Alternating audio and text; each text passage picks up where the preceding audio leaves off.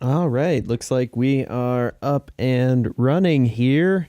What's up, disc golfers? Joe here with Joe's Disc Golf, and tons of stuff to talk about today, including the UDisc tournament, or not tournament. Wow, looking at the wrong words here. The UDisc. Oh, wow, I opened up the wrong file for the podcast today. UDisc tournament results. Oh, gosh, I keep saying the wrong thing. The UDisc survey results. There we go. Words are hard, okay? Just leave me alone. It's not like I do an audio podcast here. Talking about that, talking about the brand survey, talking about the evolution of disc golf, a debate on mandos, hazards, and drop zones. Last but not least, we have a few listener questions from Twitter. If you're watching live now, feel free to drop them in the comments of the chat of YouTube, because that's all I'm at right now. Only on YouTube, not also streaming to Twitch, not also streaming to Twitter, but hey, there we go. Ooh, who do I have for... Well, let's get through the rest of this intro first, and then I will get into the rest of that. So, we have to thank our sponsor first. That is, of course, Log. Longtime sponsor, Log. What rolls downstairs, a loner in pairs rolls over your neighbor's dog. What's great for a snack and it fits on your back? It's Log, Log, Log. It's big, it's heavy, it's wood. It's better than bad. It's good. You're going to want it, Log. Come on and get your Log. Everyone needs a Log. Log from Blammo. Now, as of right now, we've got the Cascade Challenge going on, as well as the Helsinki... Is it the Helsinki Open? Off the top of my head, I cannot remember. UDisc coming to help. But this is the sad music because I forgot who's actually playing and what the tournament is called. It's just called Helsinki.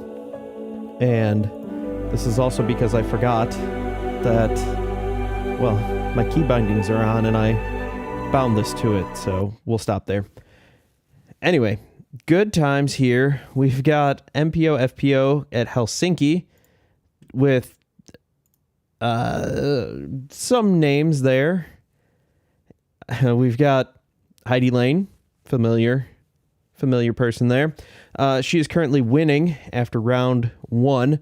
Round 2 for her comes up here in about 12 hours from now, give or take, if these times are local. Running through the list on the women's side, not anyone else I recognize. On the men's side for the Helsinki, we've got Lori Lentinen leading it, and that's about it that I recognize names. I apologize, everyone who's there, who, may or may not be any good, or, will be somebody to know here in the U.S. Over in the U.S., we've got the Discraft's Cascade Challenge. After round 1, Vanessa Van Dyken and Kat Murch are leading the pack, tied at 4 down. And then you've got Lisa Fakis and Sayonara 3 down in 3rd place there, with Sayonara making,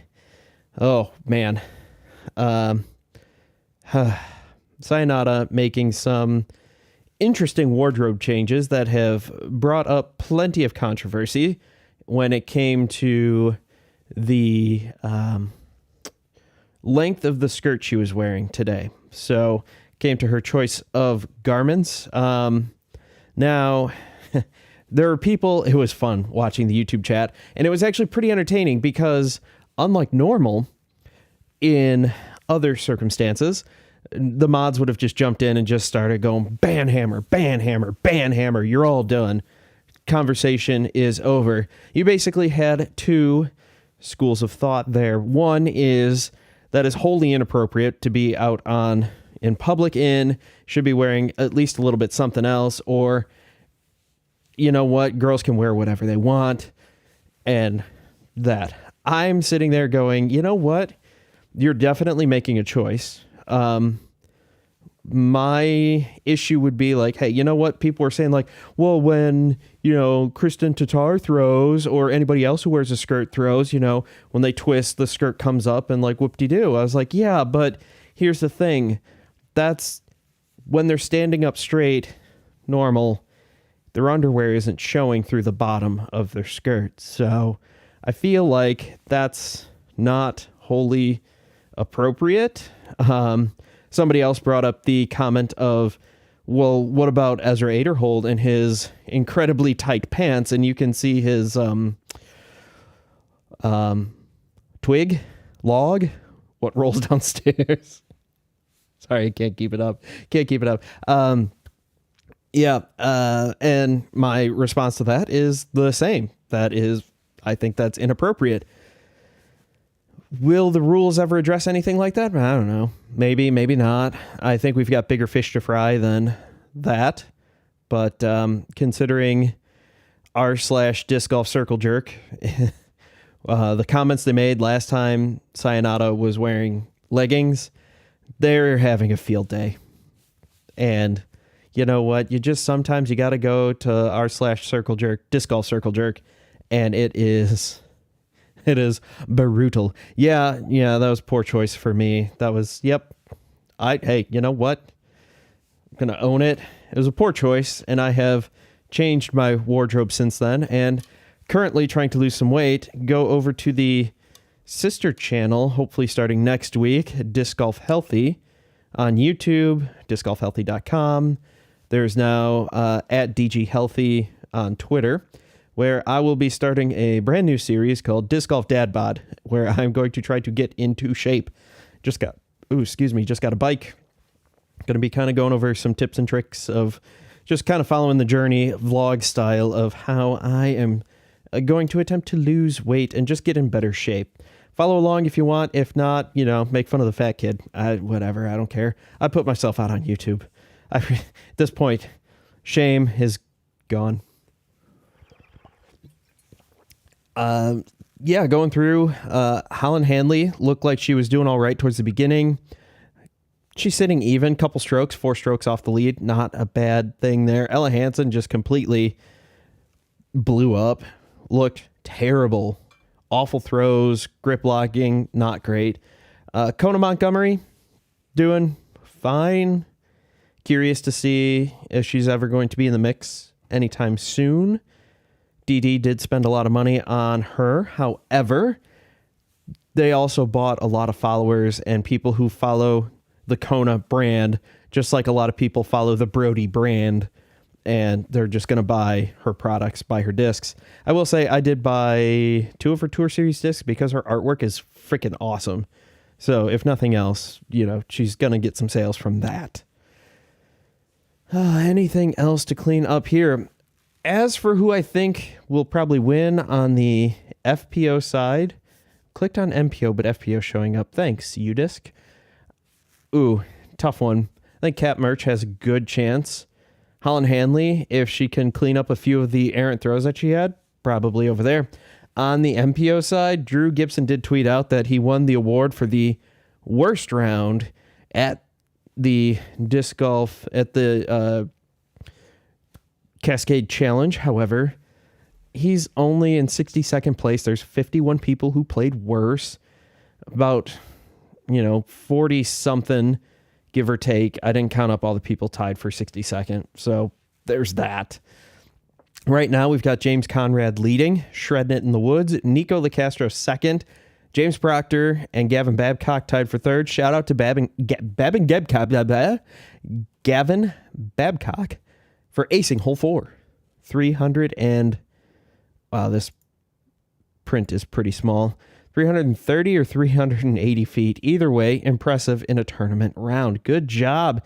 Evan Scott also doing really well there. And it looks like for tomorrow, for tee times, it will probably be, your lead card will be James Conrad, Nico LeCastro, James Proctor, Gavin Babcock. I think James Conrad has a good chance to win this one. It would be nice to see him get a win. Ricky Wysocki sitting there in 6th place. He's 5 strokes off the lead, but 2 strokes off a second. Nico, let's see if he explodes. It'll be kind of interesting. Yes, it will. We've got also going on at the same time is the Tim Selinsky's Masters Disc Golf Champions Cup going on in Eugene, Oregon right now. They made a big deal about this being the first ever all-women's major tournament staff, with Callie McMorrin and Rebecca Duffy running it and assistant running it, respectively. Good for them. You know what? I don't care. If you can put on a good tournament, that's all I care about. Can you run a good tournament? Can you make sure all the T's are crossed and lowercase j's are dotted? Then great. If not, you shouldn't be running a tournament. I don't care who you are. Leading the MP40, we've got Dutch Napier taking it down by 2 strokes. 2 more rounds. Sorry, I take that back. 2 more rounds. Round 3 and finals. Round 3 is tomorrow at 3:10 p.m. And then we've got Kayla Viska, who's in 2nd. Philo is hanging out in 6th. Dave Feldberg is in 7th. There are some ties in here. Just running through the people who we would probably know. Moving on to the FP40. Owen Scoggins is destroying the field. of course, because Owen Scoggins is amazing. And she is winning right now, 13 down through 2 rounds. Jennifer Allen, 7 strokes off the pace at 6 down. Sarah Hokum, 1 stroke behind that at 5 down. And Holly Finley and Zoe Andyke are tied for 4th at 2 down. I did not realize until now how many Masters women we have touring right now and doing well. Jen Allen won last week. Sarah Hokum has won recently. Johnny McRae is killing it, winning by 4 strokes in the MP50 division. Women's MP or FP50, Juliana Korver is leading by 9 strokes. After that, not much going on. Looking to see if we've got one of our local pros from here playing in is he MP60 or would he be even higher than that? I don't know. I don't think he's that old. He might not have made the trip all the way out there because it is kind of a long drive. But yeah, that about does it for these updates. And for all of you disc golf circle jerkers out there, you should be happy to know Kastaplast has announced a new disc, the Berg X. What makes it different is probably stable because it's an X disc. That about does it for the intro and banter here. Going through a few of the comments. We've got the disc golf photography guy saying, YouTube finally did it. They removed one of my videos from my new channel. It was about Natalie Ryan. Interesting. I'll have to go back and look to see if I've had any issues with mine. I have not looked, to be completely honest. I haven't really made a dedicated video for a little bit now just because not much has happened. I am keeping a timeline that I am going to get posted to the website, joesdiscgolf.com. Go ahead and visit that. Also getting way more active on Twitter at Joe's Disc Golf. Instagram's coming along. Who knows? Then you've got all that. I'm going to try to come up with the timeline from basically back in November when the medical committee released the final version of the report. Jake does have a good point here, going back real quick to the Masters. If you combine Cole Redolin, I almost said Missy Gannon Burr, and Isaac Robinson, they're only 2 years younger than Johnny McRae. That's insane. That's insane. And if you really think about it, Carter Arns from last week could be Paul Macbeth's son. Easily. Or Ricky's. Or, God, that's weird. How do those guys feel? So if you are also interested in the disc golf photography guy, go check him out on Rumble now too. All of my videos are also copied over. So I don't know. I think there's a couple hour delay for Rumble to copy it over. If you like that, great. If you don't, great. I'm just giving more options for people to watch the show. Also uploading these on Twitter. And if you're interested in more of the audio version, if you don't want to stare at my ugly mug, that's fine. I get it. Don't know why my wife married me because, God, would you want to look at this all the time?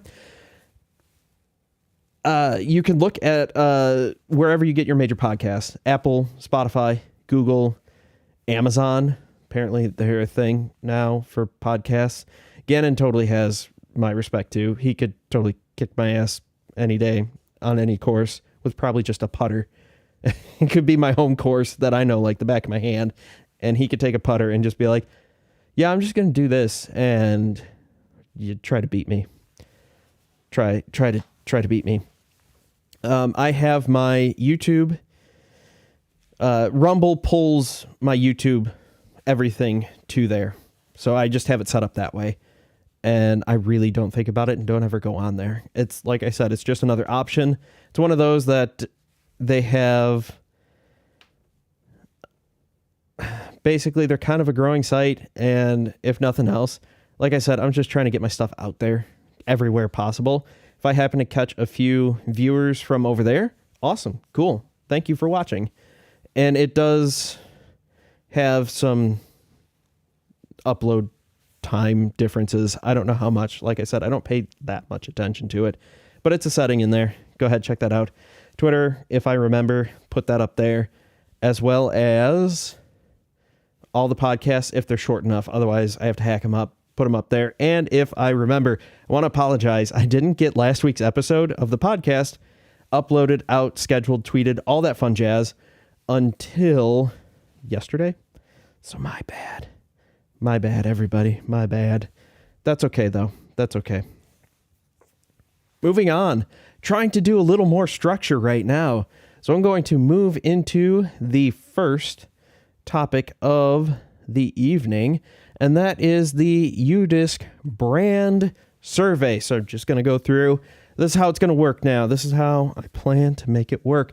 Going to go through a little explainer, everything it's got there, go through some discussion questions, go through that. Feel free to chime in. I'll try to get it. We are on a little behind inside baseball talk here. We are on the normal latency. So there's like a 15 to 20 second delay between when you see me and I get any chat. So just as a heads up, there's a delay there. And RJ, shut up. You're the reason that well, you're not the only reason. You're a third of the reason why the podcast output has dropped by 50%. So take that for what it's worth. UDisc brand survey. They've done it for a couple years now. They are by far the leading disc golf app. Nothing new there. Conducted a comprehensive survey. 10,000 people from around the world answered the survey and aimed to rate disc golf brands across several key categories, providing insights into the preference of disc golfers. First category, plastic quality. In this category of plastic quality, Kastaplast took the top spot for the second year in a row. 2-time top spot plastic champion, followed by Latitude 64, who makes all of Kastaplast stuff. And honestly, that Royal line, really good stuff there. MVP, Discmania, or Discraft, then Discmania. Kastaplast is that Swedish company that gained popularity for its high-quality plastic, while Latitude 64 is also another Swedish company that has really had their stock increase for some of that. Yes. So, RJ, help censor. Oh, man. I can't be clicked into my Word document and press my censor button because it writes a whole bunch of Z's. Mold consistency. When it comes to the consistency of the mold, MVP leads the pack with Latitude 64 and Kastaplast rounding out the top three. For the mold consistency, this is just to refer to this. It's you throw a berg, you lose it, whatever. The next one you pick up is going to fly pretty much identical to the last one. Pretty great. Obviously, if you beat them up, that's, wear and tear. You can't change that. But in terms of flight, plastic quality, weight, huge factors there. I would say I would probably flip them in my mind. I would put Latitude above MVP. But again, I'm only one person. This is 10,000 people that have answered this. So availability, in terms of availability, Innova by far leads the pack, followed by Dynamic Discs, Latitude 64, MVP, and Discraft. I mean, when we were going through the pandemic, it was just get what you can. Now it's all kind of leveled out. Innova is everywhere. They're in Dick's, they're in Walmart. Dynamic Disc is really making a huge push. So they're going to do a whole bunch of stuff there that they're just going to get more brand recognition there. Dynamic Discs really making huge inroads there. In terms of customer service, marketing, and online presence, Latitude 64 was rated the best for customer service, while Discraft took the lead in marketing and branding. In terms of online presence, Latitude 64 took the top spot, followed by Discraft and Discmania. Fortunately, I haven't had to deal with any of the customer service from any of the companies. I've never had any issues. I've ordered a couple times from Latitude. The shipping costs are insane because they're flying from Sweden to the US. I've bought a couple things from Dynamic Discs. Haven't had any issues that were their fault. I've had some issues related to the post office. This is my surprised face. Other than that, which is not Dynamic Disc's fault. If the mailman screws up, it's not their fault. Moving on to one of their final categories. Pro Team.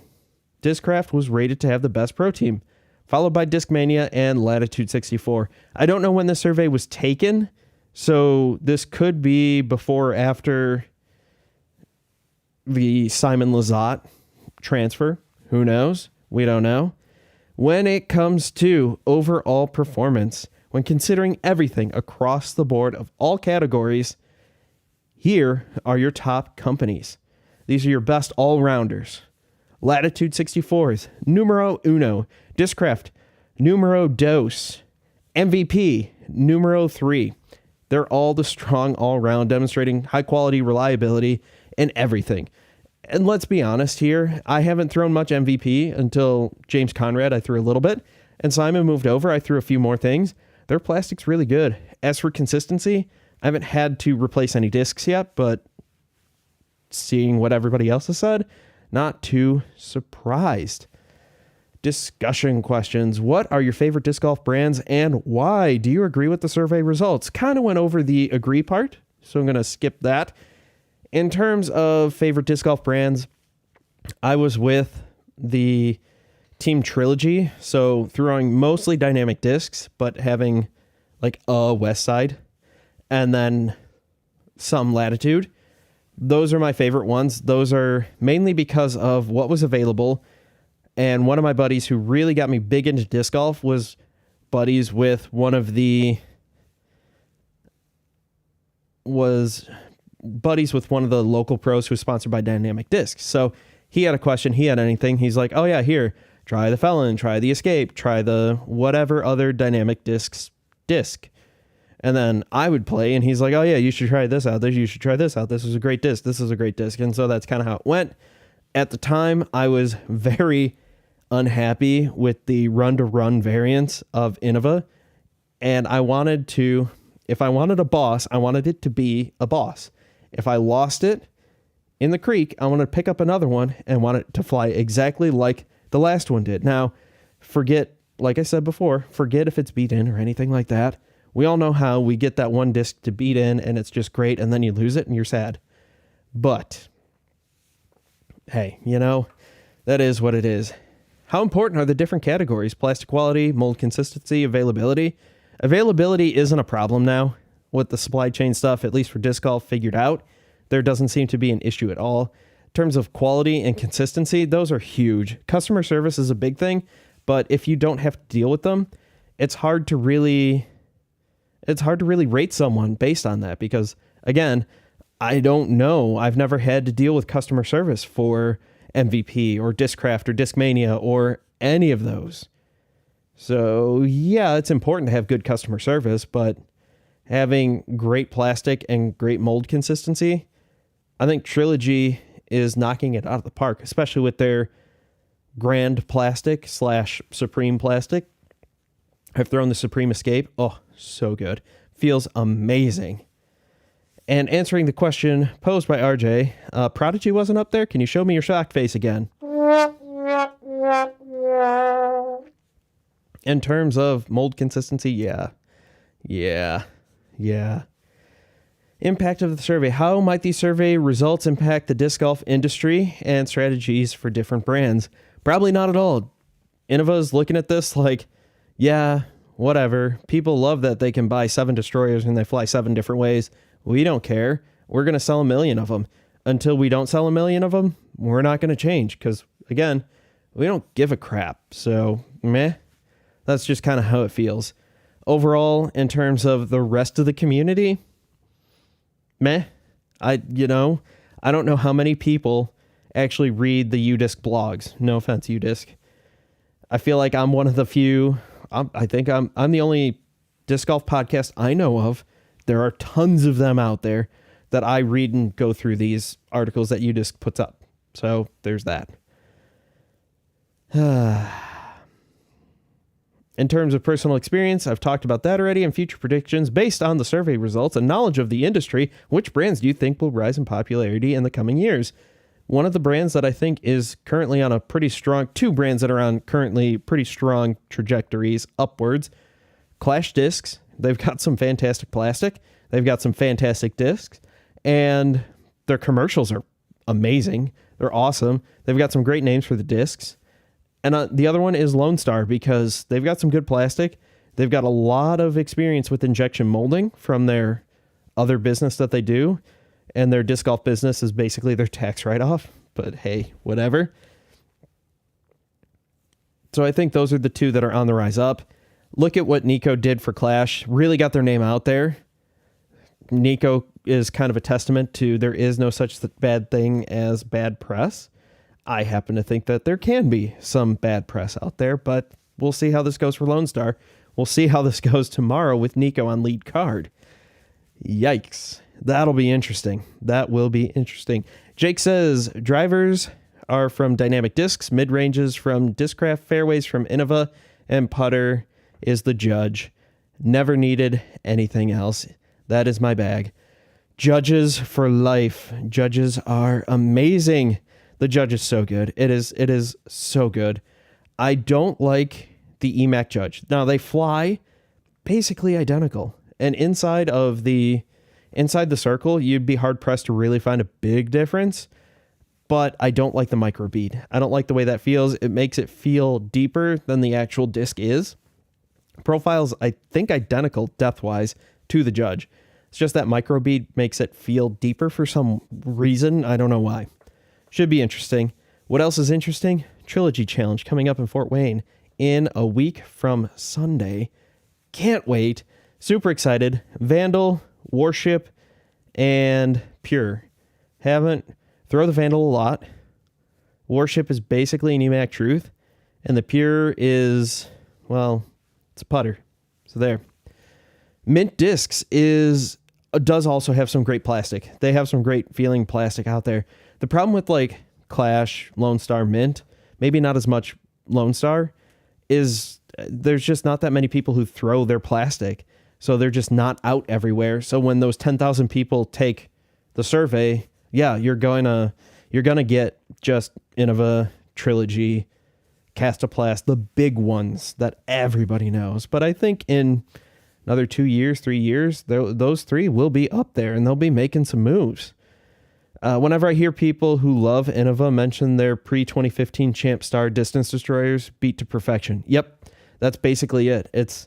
I know one of the local pros here is an Innova guy, and he loves his stuff, but I don't think he has anything newer than 2015. Maybe he has some putters or something like that. Doesn't really matter all that much if you get newer, because whatever. It also could be a regional thing, is what RJ says. He loves the feel of Doomsday Discs. I suspect some of those brands, we'll see more of those around here. Doomsday Discs is pretty awesome to throw. I love their stuff. Their new Depth Charge, which is basically the landmine, which is a less glidey, even bigger lid than the Polecat. Awesome. If you ever get a chance, if you want that kind of putter, that kind of approach disc, I highly recommend it. It is so good. It feels so very good. That does it for this segment. Yay! Woo! Do I have... yeah, I do. Yay! Go team. Staying on track. That's what we're doing. The evolution of disc golf. A debate on mandos, hazards, and drop zones. This is an article that was posted today on joesdiscgolf.com. Oh, wow, that's a cool site. Man, I've never been there before. You should probably check it out. It's a pretty cool site. That guy who runs it's pretty awesome. Now, this is all coming from the infamous post, which I should pull up the original quote here just to make sure that I have it, from Simon Lizotte, which is, he posted on Instagram. We'll go over the first one. The second one, he deleted pretty quick, so I'm not too worried about it. This is the exact quote here. Disc golf needs more mandos. I used to hate mandos and thought it was poor course design. But the reality is that we don't have a real disc golf course that was built just for disc golf yet. Until then, we need more mandos and get rid of all the drop zones. If you miss the mando, play it where it lies with a stroke penalty. Also, all OB should be hazard equals better game. Now, we're gonna go through this a little bit here. The article discusses the evolution of disc golf and ongoing debate about whether the rules and course design. Professional disc golfer Simon Lizotte has proposed some significant changes to the OB game, including increasing the use of mandos, treating all OB as hazard, and eliminating drop zones. The article explores the pros and cons of these suggestions, discussing how they could enhance the strategic depth and accessibility of the game, but also potentially make it more difficult for beginners. The article concludes by encouraging others. Okay, the summary. I had ChatGPT write up a summary. Okay, I'm sorry. I wrote the darn thing, and I was just like, you know what? I can't be arsed right now to write a summary. So ChatGPT did a really good job of summarizing it, except by the end. But you guys should also, weigh in on this as well. Now, what do you agree with Simon Lizotte's suggestion to increase the use of mandos in disc golf? Why or why not? That is actually a tough question. I did leave it kind of open-ended in the article. I left it as I presented the information, said, this is why it could be good. This is why it could be bad. The problem I see is that mandos won't be used in a great manner. And what I mean by that is they'll be used as gimmicks. Now, I've played a course out here near Fort Wayne that uses a circle mando. It's an old pool trampoline that the innards are gone and just turned it up on end, hung it from a tree. Circle mando. Basically, you hit the mando and you're ace running it. It's awesome. It's a lot of fun. Would I want to see that out on a Pro Tour stop? No, I don't think that would be good at all, but it's a good idea in general. I think there should be more regulated routes. I think right now it's pretty easy to go to some of these courses, and mostly they talked about, go check out Tour Life where Simon talks about this. It's at like the 1 hour mark, give or take. They put in time codes, so go ahead and do that if you can stand to listen to all that.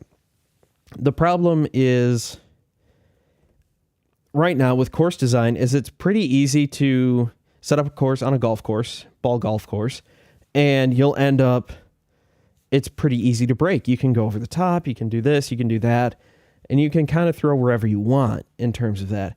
I think more mandos should be implemented there, but in terms of like Northwood Black, then no, you don't need more mandos unless it is for a safety concern.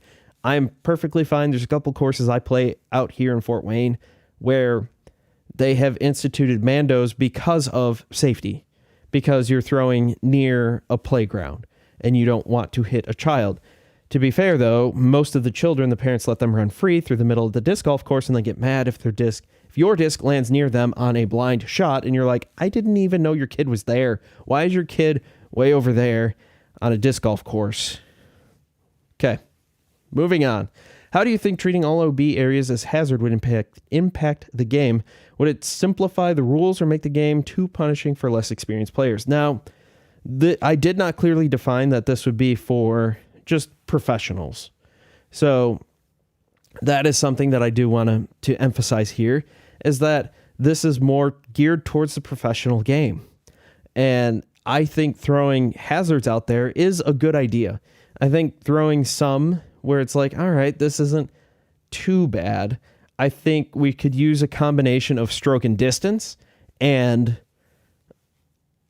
having hazards, because there are some times where OB, where you could throw it a mile and it just goes and goes and goes, and you go OB and actually bring it inbounds gives you basically a tap in, where someone who plays the hole, stays in bounds, gets the same score. And I don't think that's quite right. I think we need to figure something out like that. I think stroke and distance isn't a bad thing when it's used appropriately. I think hazards are also definitely going to be a good idea. We've seen that used at a few of the courses. I believe Las Vegas uses that for a lot of the bunkers. The actual golf greens are OB. Totally get that. Makes perfect sense in situations like that. Hazards could make it a lot more fun because now you have to try to strategically place your shot even more so than it was. Yeah, you throw it 300 feet, you're in the middle of the fairway. That's great. You throw it 325, you're off on the right-hand side in the hazard. You're taking a stroke on top of trying to get out of wherever you're at. Right now, because we don't have disc golf courses that are just disc golf courses and not a park and not, Eagles Crossing is a great example.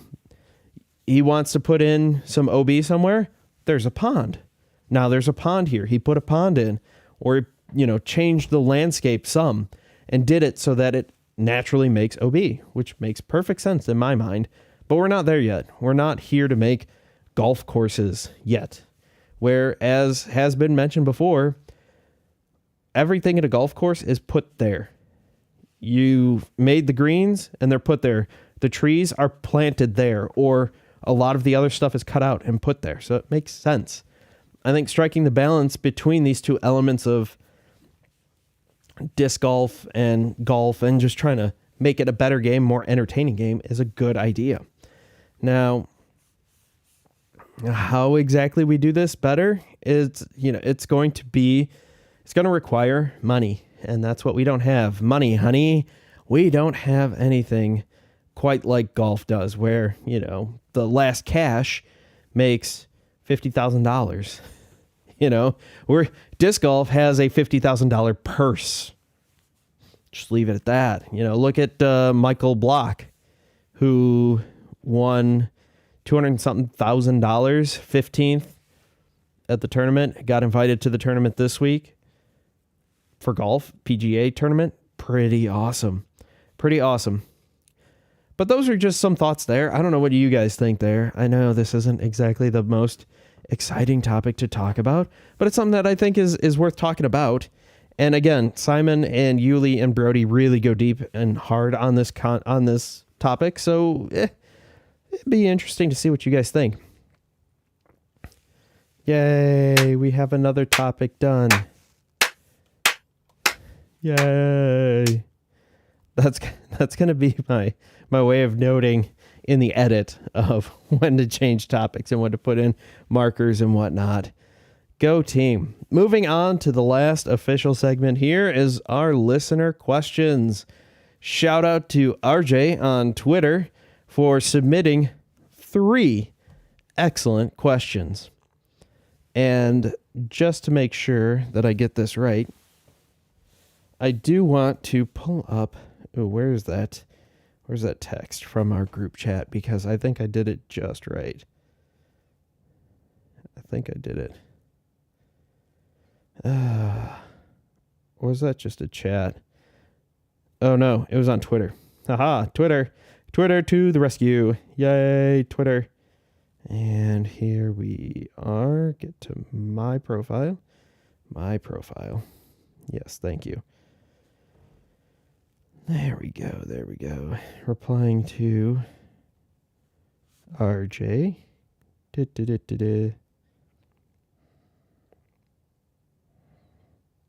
Man, this is tough to go back. Okay, so first question here. Paraphrasing just a little bit. What happens if my tee shot lands on a bird's back and then is carried out of bounds, but then is attacked by a larger bird who grabs the ball and drops it in the hole? Is that still a hole in one? Because that's how I'm going to play it. That is Dale Gribble right there. Gotta love King of the Hill from back in the day.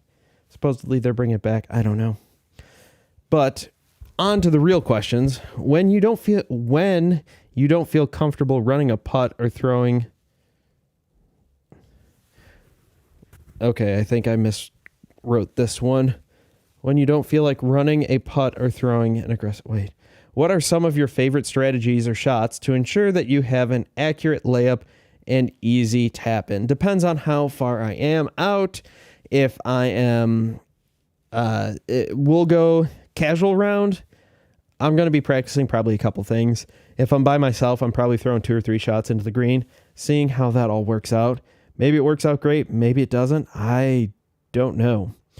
From there, moving into a tournament, most likely if I can do it, I'm going to throw a forehand shot. If the distance is short enough, I'm going to try to do that with my Berg, because I know how that Berg flies. It's going to basically just kind of fall out of the sky, and it's going to land soft. And I'm not going to be as worried about a roll away. That's how I would play that.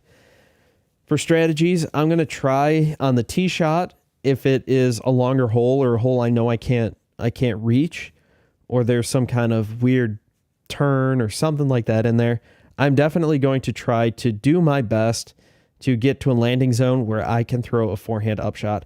Backhand upshots are great if that's what you're more comfortable with, but I will do everything in my power to get a forehand shot because I like looking at that, and forehand is by far my strength.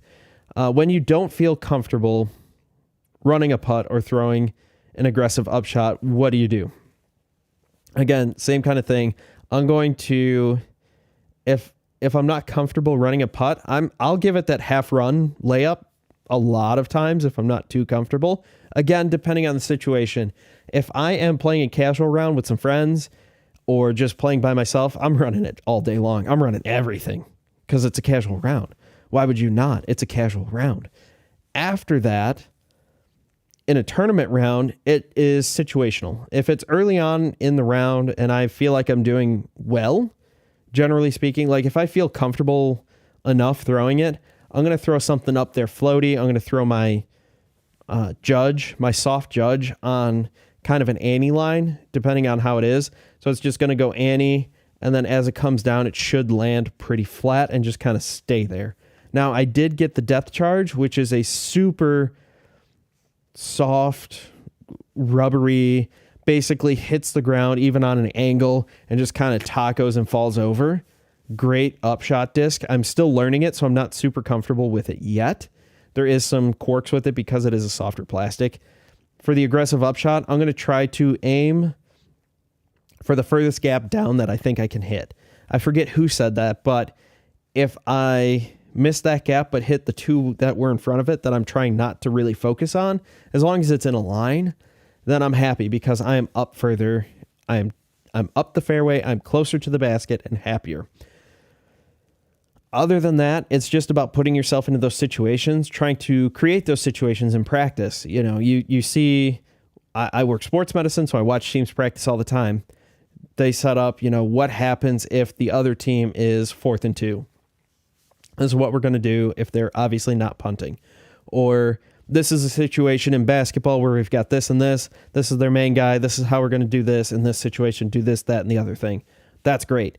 I like to try to set myself up for that. There are a couple holes here that I know are known for rollaways in Fort Wayne. One of them is hole 5 in the A position at PFW at the Mastodon course, where once I finally get the video out, you guys will see, but it's on a huge hill sloping away on all sides. And if you don't land it just flat enough, just right, you are going to roll and roll bad. Same thing with the, if you catch the edge of the basket, if you catch any of the basket, any of the band, it's going to be tough. Even putting can be hard because you could be putting significantly above your head. And when you're thrown up above your head like that, the baskets don't really catch all that great. So you kind of have to adjust your technique, and it takes time, and you just got to practice. That's the big thing, is just practicing these situations. Get it so that a lot of these throws that you have that stock hyzer, that stock forehand upshot, where you're just like, yep, I've done this 1,000 times. Here's 1,001, and look, it did exactly what it did. Last question that we have here, that is, why is this being weird? What happens when your dog or any animal steals or moves your discs and improves your lie? We will refer right here to the rule book. And according to the PDGA, Rule 810, interference. Part A, if a thrown disc has moved after coming to rest inbounds playing surface, on the inbounds playing surface, it is replaced where it first came to rest, as agreed upon within the group. If it's moved after its OB and it's already come to rest, it doesn't matter. So, I have seen it before, where someone has thrown a shot, it's kind of gone out into the street, it's rolling, a car hits it, and it flipped back inbounds. It never stopped moving, so it's good. Letter C says that a thrown disc that strikes a person or an animal where you just play it where it first comes to rest. So if you hit your dog, you're a terrible owner, but then it's also where it just comes to rest right there. That's pretty straightforward there. There are other things like players can't stand or leave equipment in there. A disc in play that was thrown by another player comes to rest on or behind the line may be moved, but you got to replace it, mark it, all that fun jazz. So that's about it with the questions there. Basically, if it comes to rest, you have to play it where it was. If it was still moving or hits the animal, it's where it comes to rest after that. If it's still rolling and moving and your dog picks it up and runs it further, I mean, a casual round, that's funny. I'm laughing.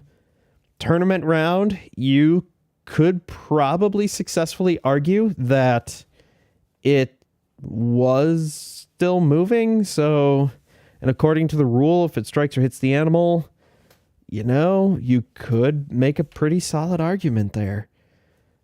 But that's about that.